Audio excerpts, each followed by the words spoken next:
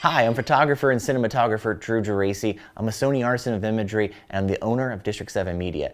Today I want to show you how you can create cinematic time-lapse from the comfort of your own home. Before we get started, I want to share a little bit about myself and my company. Enjoy.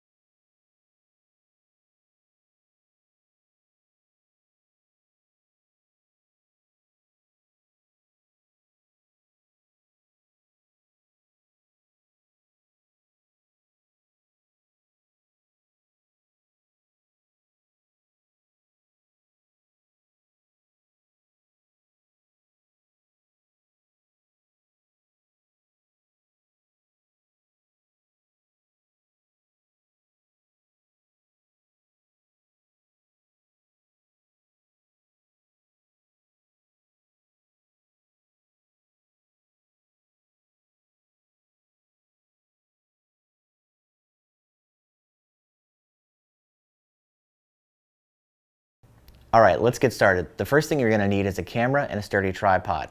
You also want to make sure that your camera has an internal intervalometer. If it doesn't, you can purchase an external one, and they're usually pretty cheap. The first thing we want to start off with is making sure that everything in the camera is turned to manual mode.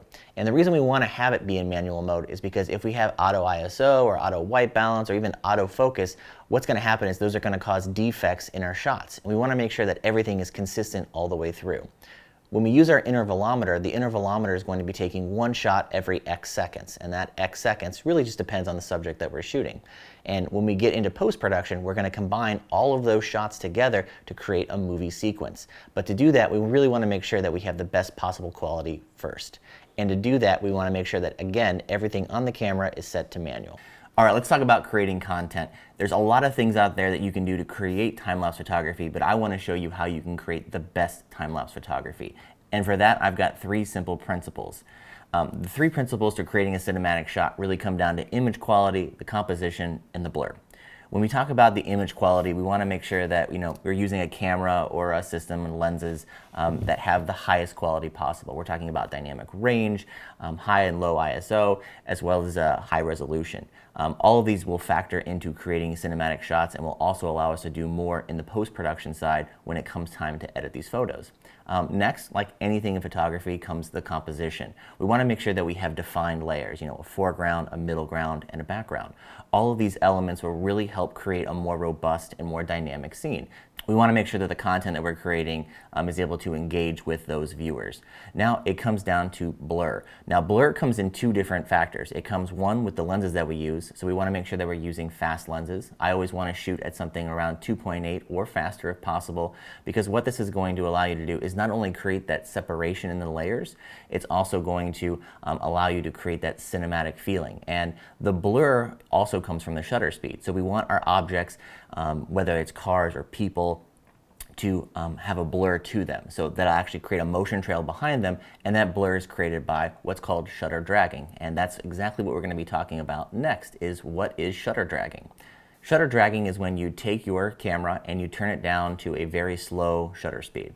We're talking about maybe even half a second to 1 second to 2 second shutter speeds. And that's going to allow the object, whether it's a person, car, place, or thing, to create a trail behind them of motion. And that's what's going to create the illusion of a more cinematic shot. And this really works well, particularly when you're shooting a high mass population of people, and also when you're shooting cars, because those cars will create a really cool drag effect, especially at night. And that's all from dragging the shutter. And to do this, all you have to do is shoot probably at least 1/4 of a second at your fastest shutter speed, and then drop that down to 2, 3, or even 4 seconds. It really just depends on what your subject is. We'll go into what subjects and intervals are needed and shutter speeds are needed for those particular shots a little bit later on. Here are some examples of how shutter speed affects different objects.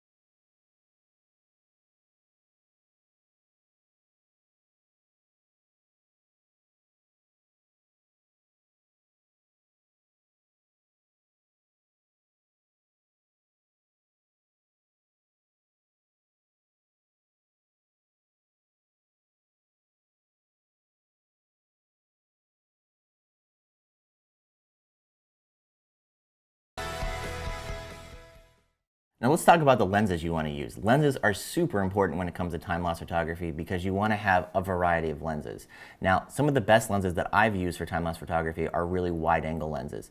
It's going to allow you to capture all of the objects and all of the things that are happening in the scene at multiple times. If you use a tighter lens, saying anything over 50 to 100 millimeters, what happens is you push in on that detail and it makes it very hard to see time-lapse as it evolves over time. That's why you always want to kind of stick with a wider lens, somewhere in that 11 to 35 millimeter range. Not to say you can't use high millimeter lenses, you just want to make sure that they're used for the right subject and for the right reason. You also want to make sure that you have a fast lens. A lens in the 1.4 range all the way up to 2.8 are really great lenses for time-lapse. And you want to be shooting wide open because if you're shooting wide open, you're not going to see any kind of defects on the sensor that might be caused by dust or debris. And as a time-lapse photographer, it's really going to be prevalent because you're going to have so many frames compiled together and you really want to make sure that they're free of anything. So shooting with a high or fast aperture is really your best bet. If you shoot with a very small aperture like an f/22 or f/11, what's going to happen is you're going to see those defects on the screen or on the sensor as they're put on display, and you're going to see the defects in the corner. And here's some example of just that. We have a lot of sensor dust up in the top left-hand corner, and we also can see that there's just not a lot of, we can just see that the image quality isn't that great. And that's because we're shooting with a very slow aperture, and that's probably in the f/11 to f/22 range. The next thing for lenses is to make sure that you use a manual lens.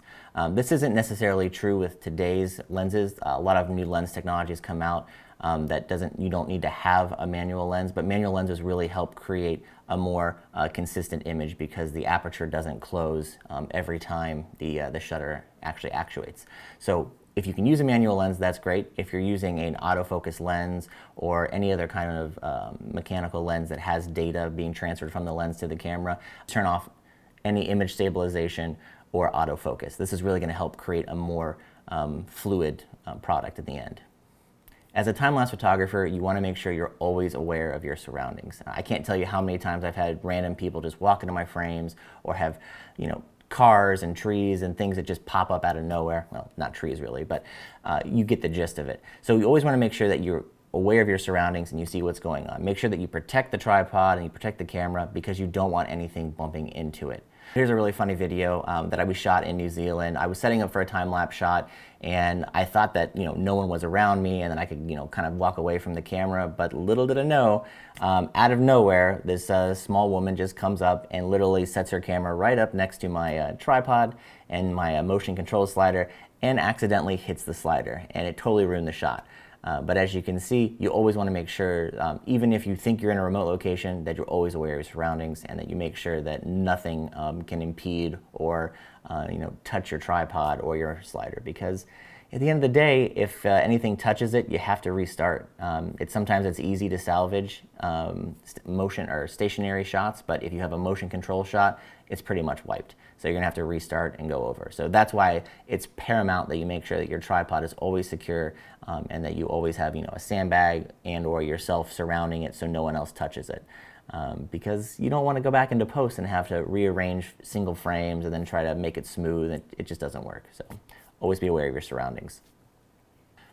So let's talk about what elements make a great time lapse, and there's quite a few of them out there. We've got clouds, we've got shadows, people, cars, events, self-made motion, and exposure change. These are all the staple elements for creating time lapse. And for me, I think when I started doing time lapse photography, clouds were the best things that I could time lapse. And if you're at home right now, clouds can be one of those subjects too, because there's clouds everywhere. If you're shooting clouds, you want to make sure that you're shooting with a fast interval. That means you want the camera to take photos very quickly, and we're talking about maybe a 2 to 3 second interval at the most. So that means every 2 seconds the camera is going to take one photo. If you see fast moving clouds, maybe even try 1 second intervals. That means every 1 second the camera is going to be taking a shot. And when it comes down to fog, you want to use the fastest interval possible. Now most cameras only allow for a 1 second interval, but there are external intervalometers that allow you to do even faster intervals, say even like 0.5 seconds or a quarter of a second. And if you're shooting anything like fog or fast-moving, low-laying clouds, you'll want to use that because that's what's going to create those buttery smooth clouds as they pass over the hills and whatnot. But otherwise, I think as a rule of thumb, 2 seconds is probably your best bet when you want to capture clouds, because that's going to give you the most fluidity in the shot and make it look the most cinematic. Next, let's talk about people in cars. People in cars are the next most common thing to time-lapse because they're everywhere. Obviously, with everything that's going on in the world right now, it can be a little difficult to find large groups of people or cars, but when everything returns to normal, people in cars are probably one of my most favorite things to shoot because it always shows in action, whether you're in a building or outside. And it's fun to see what people are doing randomly over a period of 20 to 30 minutes. So if you're shooting people, though, I really recommend only using a 1-second interval and maybe up to a 1-second shutter speed. And the reason for this is because if you go beyond 1 second, the people actually turn into ghosts and you won't actually see them. So you want to make sure that you have a defined subject with a little bit of motion trail behind it to create that illusion of motion blur. So I would really say maybe 1/4 of a second to 0.6 seconds is probably your max when shooting people, because you still want to be able to see the people, but you just want them to create a trail. Next, when it comes to cars can be a little different. I would slap on a neutral density filter, and then I would put it probably at maybe 1 to 2 seconds during the daytime. And that's going to really create a cool motion blur behind the car as it's traveling down the street. And at night, if you do the same thing for a 2 to 3 second interval, you'll get those really nice light streaks. And when you combine them in post, it's going to be joined together. So it just creates a nice fluid motion of these lights as they're going across the streets and whatnot. So that's your best option when shooting cars at night. An example of shooting cars at night, this is a 3-second exposure. If you're looking at the image, you can see that the streaks in the foreground are much longer than the ones in the background, and that's because of the length of the shutter speed. So that's something as a time-lapse photographer you have to think about all those different layers as you're shooting, because if you want the light to be long and fluid, you're going to have to drag out that shutter speed a little bit longer and create longer intervals. So for shooting this, if we're shooting a 3-second shutter speed, we're probably going to want a 4-second interval, and that's going to give it 3 seconds of capture time, a 1-second pause, and then another 3 seconds of capture time. And that's going to allow you to create a very fluid motion shot, similar to what you're seeing here. In this video I'm going to show you, you can see the different examples of both cars, lights, and clouds all in action at the same time.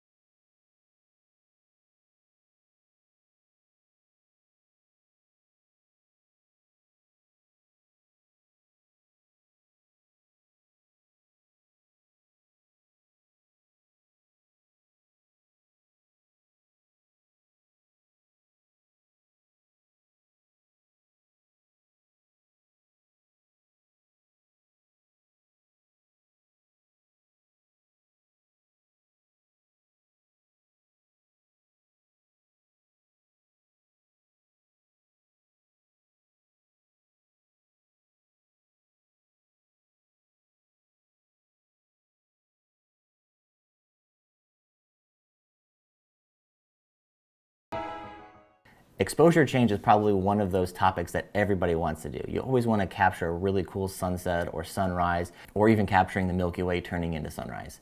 And to do that, I used the Sony a7S back when it first came out, and being able to put it into aperture priority and then setting a minimum maximum ISO as well as minimum maximum shutter speed allowed me to create a very fluid dynamic change from the exposure from sunrise to the daytime, just because the light meter inside of the camera is so great.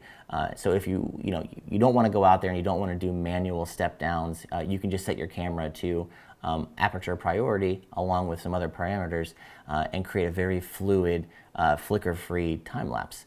And here's an example of that. We were out in the tidal basin in Washington, D.C., and just setting the camera up, setting it to aperture priority, and again adding in those extra minimum maximum ISOs and shutter speeds, really able to capture a very fluid morning transition through sunrise into daytime. It's really beautiful, and I think it's a testament to how far along these cameras have been developed, because they really allow you to focus more on the content that you're creating rather than having to sit there and try to tinker with dials and whatnot. So this is just kind of an example of why I use Sony cameras in particular, just because their light meter systems are so great when it comes to metering sunrises and sunsets.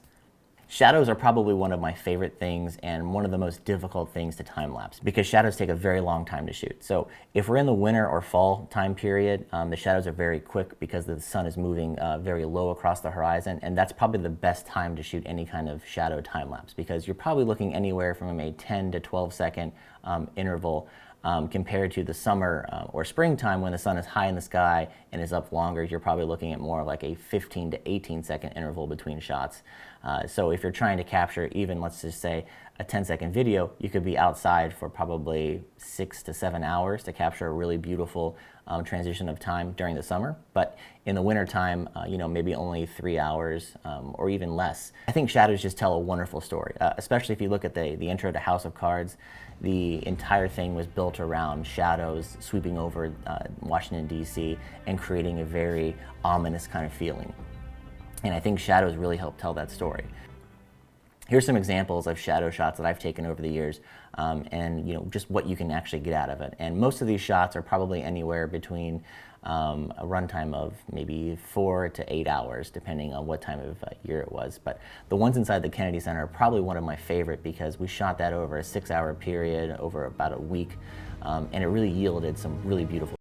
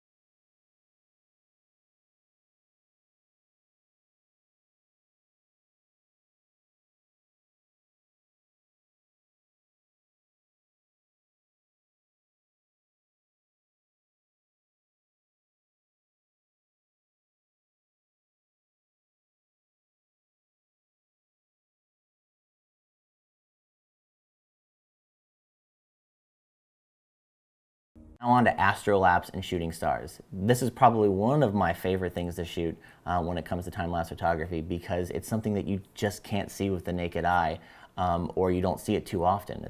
It's really unfortunate because of all of the light pollution that happens, but shooting astrolapse and stars really allows you to see things beyond the camera. And when we're shooting with these types of cameras, especially like this with like the A7R III and the 16-35, this is probably one of my go-to astrolapse setups. You've got a fast aperture and a very wide shot and a high dynamic range, which really allows you to capture more of that information from the sky into the camera. But if you have the opportunity and the ability, shoot with the fastest lens possible. If you have anything that's in the 1.4 to 1.8 range, that's going to yield the best results. If you're using a 2.8 lens, you're probably looking at an interval of anywhere between 15 and 20 seconds. But if you have a very fast camera like the A7S II or the new A7S III, you're able to expand that ISO out to even further and create faster intervals. And the intervals will allow you to create a much smoother, more cinematic feeling in your time lapse because you won't see any shutter dragging of the stars. They'll all be very crisp. and move elegantly across the sky. So if you can, shoot somewhere between maybe 8 and 10-second intervals with a shutter speed of 8 to 9 seconds, and then you do that over a period of maybe 4 to 5 hours, and you'll get something that's just truly magical. Events, well, not too many of those things going on right now, but when they do happen, events are something that I really enjoy doing because it really tells a story from start to finish in a very simplistic way by showing everything starting from start to finish. In this example that I'm going to show you, you can see how we went through, this was a B&H store, and I had one single camera that I mounted in the ceiling of the store and moved it around over the course of about 5 to 6 days. And you can really see the evolution happen as they're tearing down and breaking down a Manfrotto booth and putting up a new Vitek booth. And it's really showing you all the different aspects that happens within those, a week or so period, condensed down into just a few seconds and minutes in the timeline. And I think it's really interesting, and I think it's one of those things that really sell well for different companies and organizations because everybody wants to see their product coming to life. And building and using events really helps showcase that.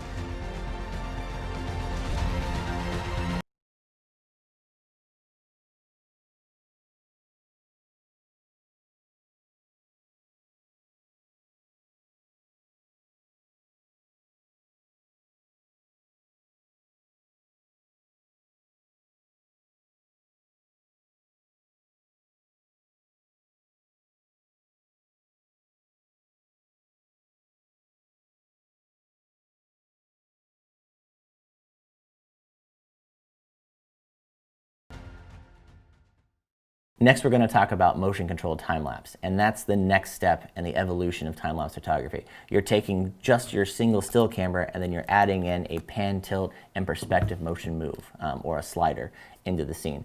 And this is really going to allow you to create really beautiful dynamic shots that you can't get just from a stationary camera. In this example video, you can see how the camera is traversing down the track from left to right and also panning and tilting along the way. For this particular shot, I actually did 3 different passes at 3 different times a day and then blended them in post to create this really beautiful transition from daytime into nighttime without having the clouds go ridiculously fast across the screen. And that's something that you have to think about when you're shooting time lapses, what the end product's going to be. So if we want to do a really long shot without making it look too cheesy or too staccato in the sky, you'll have to blend shots together. And it's really easily done, especially just using a tripod and a camera, but even using a motion control system, it's easily done because you can have repeatability in the shot that you're creating, and it just goes back to one and it shoots and comes all the way back.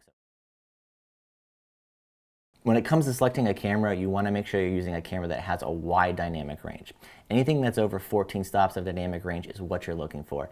And the dynamic range is what's going to help show you those midtones, those highlights, and those shadows, and really allow you to bring it out in post. Because for me in particular, here's an example. I was out in New Zealand.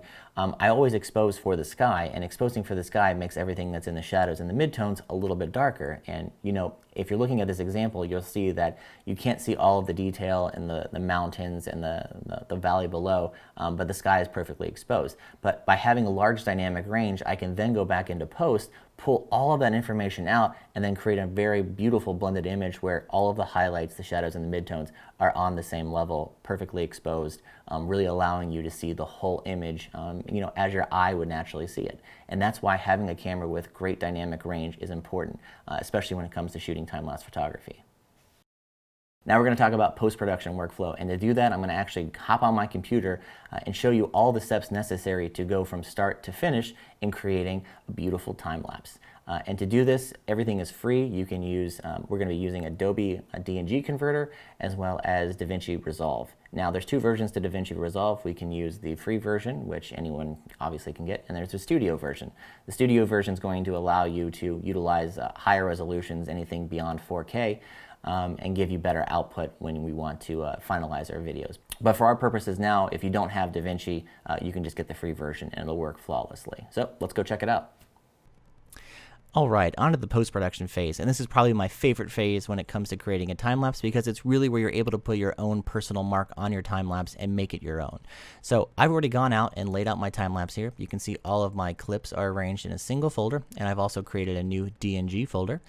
Now, each of these files is an 8K RAW file. These are from the Sony a7R III, so they're pretty beefy files. They're about 41 megabytes apiece. I'm going to close this, and we're going to be using Adobe DNG Converter as well as DaVinci Resolve Studio 16. Now, you can get the Adobe DNG Converter at adobe.com for free. So we're going to open up our DNG Converter, and this is really simple. We want to convert these Sony RAW files to DNGs because what we're going to be using, which is DaVinci Resolve, doesn't allow you to import Sony RAW files. So we're going to convert them to DNG and use them as RAW files inside of Resolve. We're going to start by selecting a folder, which I've already have this. It's on my desktop. I'll just click it there. Now, you're not going to see any files in there, but just know that they are. Just hit select. And then we want to click and save our save to converted files. This is where it's going to save all of our DNG files. And I've created a new folder already inside this called DNG. I will hit select. And then you want to come down here by selecting a new name for them. And the subject of our time lapse here will be the Shanghai skyline. And then I'm going to begin this with the number 0 because we want it to start out sequentially from 0 all the way up to 399 because we have 400 photos. And then easy enough, you just hit convert. Now, depending on the type of system you have, this could take anywhere from 20 seconds to a couple minutes. I'm working on a pretty beefy system, so it chunks through these in a matter of probably about 10 to 15 seconds at the most, which is pretty impressive because these are all 8K files. If you are running on a slower computer, if you're only running on like a quad core with a slower GPU, this may take a couple minutes, but ultimately it's usually quite quick. Just click OK and then hit exit. If we open up our folder here, we can now go into the DNG folder, and we see that our DNG files are here. So they're ready to rock and roll. We're going to open up DaVinci Resolve. And I love working with DaVinci Resolve because it really is an all-in-one editor. Before I was using Lightroom to After Effects to Premiere to create our time-lapse sequences, but this is kind of a one-stop shop. We're able to take all of our raw images, put them in post, look and view them in real time, and then also edit the color, which is amazing. You can also export out of this and then create master files for if you wanted to send them up to stock sites or use them in a project. So it's wonderful. We'll go ahead and create a new project. We'll name this project Timelapse Project because I'm very original, as you can tell. And that's going to open up our main workspace here. So I'm going to open the file that we had already created, which is our DNG folder file, and I will do a Control A to select all of our images. I'm just going to drag and drop them directly into the clips window, and as you can see, it creates a nice, neat little clip that we can run. I'm then going to go to the edit mode, which is the bottom, drop this down here in the timeline, and now if I hit the space bar, I can play this in real time, and it looks great. This is an 8K image. It's being played back live at 24 frames per second. We're not getting any loss in frames, so this is the true one-to-one, which is phenomenal. If your computer is unable to do high resolution, you can come down here and change this to 1080p all the way up to 8K. So whichever one you want, that's the flavor you can choose, and it'll work better for your system if it's underpowered. Now, what we'll do from here is because we have our black letterboxing on the side, we want to get rid of that. So we'll go into our Inspector tab down here. We'll increase the zoom a bit until those black bars disappear. Now we're having a full frame version of the 8K image that we shot. Now, if we look at this, we can see that the DNG conversion kind of made it look a little dull. We're not actually seeing all the detail. The white balance is off, so let's fix that. The first thing we want to do is come down to our color panel. We'll open this up, and on the left-hand side, there's a RAW tab. We'll click the decoding using clip. This is going to unlock all of our RAW configurations, so we can change our color temperature, which I will do. I'm going to increase the exposure a bit so we can bring out a little bit more of the information in the scene. I'm going to reduce the highlights so that I can bring up the shadows. I'll bring these up a little bit so we can see all the detail in the city. And because this does look a little dull, I will color boost it. We can see that our histogram is moving and separating a little bit, so I won't go too far with that. And I'll increase the saturation just a little bit so we can see more of that beautiful color that the skyline reveals to us. So once that's done, we have the option to go back and even refine this more if we wanted to. So we can go back to our color wheels, and let's just say we want to add a little bit more shadow to this, and we'll make it a little more darker, reduce the highlights. And honestly, we'll come back and we'll play this, and this does take all of the information in real time, so we can see as it's happening in real time, and it will play back in real time, so we can see all of these changes happen live, which is fantastic. Now, you will notice that there's some flicker going on in the sky here, and I hate that. Most time lapses do have flicker, and that's something that you're going to have to figure out how to get rid of, and I'm going to tell you how you can get rid of it, and it's pretty easy, actually. DaVinci is a one-stop shop for everything that you need. We're going to go back into color. We're going to go into our node panel over here, right-click, say add a node, and create a corrector. I'm going to drop this into our node lineup. And then over on the library tab right here, we'll click the search light, and then I will type in DEF for deflicker. Take this nifty plugin, drag and drop, and if I play this back, you will notice that all of the flicker that was in the city is gone, and it's pretty remarkable. In the past, I've had to use multiple different plugins to try to remove flicker, but I've found that DaVinci Resolve removes 99% of the flicker 99% of the time, which is pretty damn awesome. So what I'm going to do next is go back to their edit panel so we can see this in full frame live as it's happening. I will play this back, and I would say that this is a pretty acceptable finished time lapse. Now you will notice if you do use deflicker that it may stutter the frames a little bit because it's using a lot of GPU and CPU power. So if you really want to watch that back in full playback, you can go back in here, and then you can just disable the node if you want to, or deflicker over here, and that's going to allow you to see the image back in real time. But that's just because the deflicker plugin itself is quite heavy on the processor. Great. So once you're ready to export your time lapse, you'll come over down to the bottom tab here and click deliver, and then you'll be able to save your file name as, let's just say, timelapse 1. We'll choose the location that we want to save this to. I'm just going to save this to the desktop, and then we can change the file format and the codec that we want. I'm just going to use a simple MP4, and then we can save this up to whatever range we want. We'll just do a simple 1080p one for right now. We'll click add to render queue, start the render, and usually this takes either a few minutes or it could take a couple hours, just depending on how much information is being presented. But that's it. That's the full post-production process of creating a time lapse, and it's very simple, very easy. And if you have any questions, feel free to ask. So there's how you create your time lapse from start to finish. The next thing I want to talk about is creating personal projects. With all the downtime that we have these days, I think it's really important that you go out there and you shoot personal projects, because it's going to allow you to grow creatively, but then it's also maybe even let you grow financially by getting the attention of different organizations and companies out there that really enjoy the content that you're creating. So I think it's important that you go out there and do something that you feel strongly about, something that you're passionate about. For me personally, I enjoy going out and trying new things.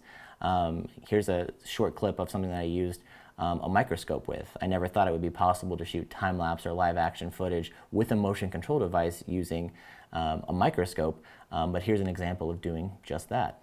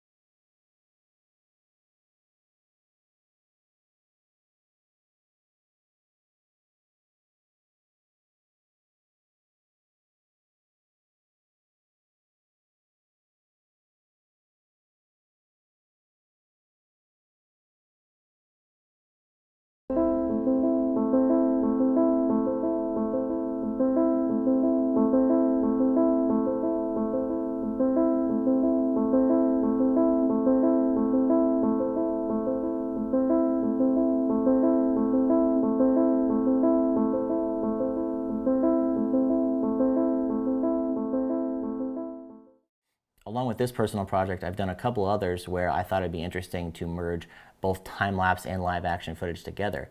As you can see in this demo, I've taken a car as it's driving through a parking lot and captured the full streaks of the car as it's driving by while the car is in live action. And then we're also starting to do something where we can combine both live action and time-lapse together in the same scene, whether you're using a stationary shot or a motion control shot, to kind of create a hybrid version of real life. So you can see things happening in real time as well as time-lapse happening in the background. So I think that's pretty neat. Anyway, I really appreciate you guys joining my class. If you have any questions, I'll be happy to answer them. And as always, happy shooting.